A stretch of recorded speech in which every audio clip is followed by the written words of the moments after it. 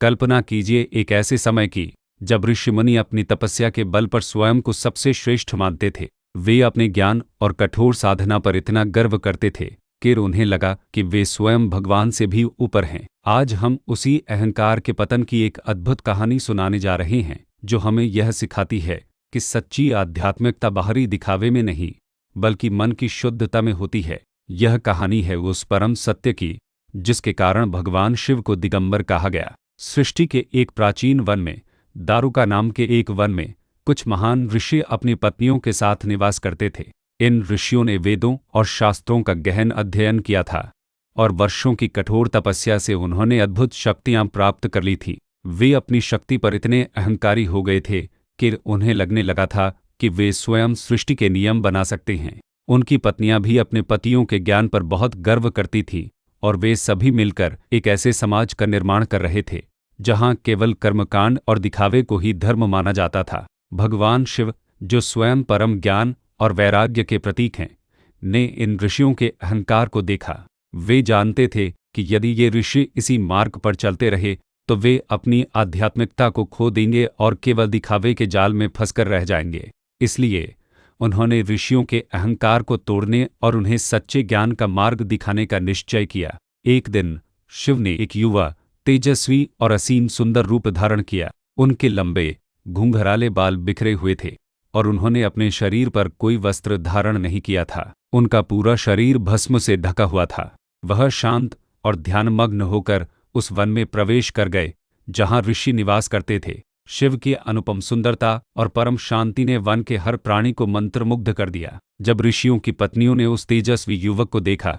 तो वे उनकी ओर आकर्षित हो गईं। उन्हें ऐसा लगा मानो स्वयं प्रेम और सुंदरता उनके सामने प्रकट हो गई हो। वे अपने पतियों और अपने घर को भूलकर उस युवक के पीछे पीछे चलने लगी। जब ऋषियों ने यह देखा तो उनका अहंकार क्रोध में बदल गया। उन्होंने उस युवक को अपनी तपस्या का अपमान करने वाला और अपने परिवार का सम्मान भंग करने वाला माना। उन ऋषियों को यह नहीं पता था कि वह युवक और कोई नहीं, स्वयं भगवान शिव थे।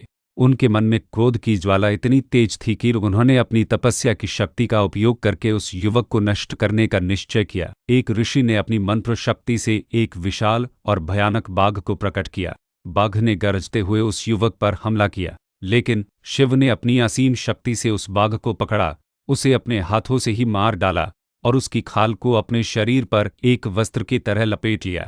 यह बाघ की खाल आज भी शिव के दिगंबर स्वरूप का एक महत्वपूर्ण अंग है। ऋषियों का क्रोध और बढ़ गया। दूसरे ऋषि ने एक विशाल सर्प को प्रकट किया जिसे शिव के गले में लिपटकर उन्हें जकड़ लेना था, लेकिन शिव ने उस सर्प को अपनी गर्दन में माला की तरह पहन लिया। फिर एक ऋषि ने एक भयानक यक्ष को प्रकट किया जिसने शिव पर हमला किया। शिव ने उस यक्ष को भी आसानी से पराजित कर दिया। अंत में ऋषियों ने अपनी सभी शक्तियों को मिलाकर एक भयंकर नृत्य का निर्माण किया। यह नृत्य इतना शक्तिशाली था कि इसने पूरे ब्रह्मांड को हिला दिया। शिव ने इस नृत्य को देखा और उन्होंने स्वयं एक भयानक तांडव नृत्य शुरू कर दिया। उनके नृत्य की शक्ति से ऋषियों की सारी शक्तियां नष्ट हो गई और उनका अहंकार चूर चूर हो गया। अब ऋषियों को समझ आया कि जिसे वे एक साधारण युवक मान रहे थे वह स्वयं ब्रह्मांड के स्वामी हैं। उन्होंने अपनी गलती स्वीकार की और शिव से क्षमा मांगी। तब शिव ने उन्हें अपने दिगंबर स्वरूप का वास्तविक अर्थ समझाया।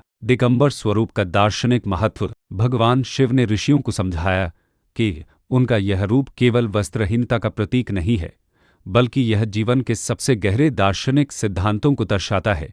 दिशाएं ही वस्त्र हैं। दिगंबर का अर्थ है दिशाएं ही जिनका वस्त्र हैं। शिव ने समझाया कि वे किसी एक दिशा या सीमा में बंधे नहीं हैं, वे अनंत और निराकार हैं। हमारा शरीर और हमारी पहचान हमारे वस्त्रों से जुड़ी होती है, लेकिन शिव इस पहचान से ऊपर हैं। वे न तो पुरुष हैं, न स्त्री, न ही वे किसी जाति या धर्म से बंधे हैं। वे शुद्ध चेतना हैं जो हर दिशा में व्याप्त है। शरीर एक वस्त्र है। शिव ने यह भी समझाया कि शरीर केवल आत्मा का एक अस्थायी वस्त्र है।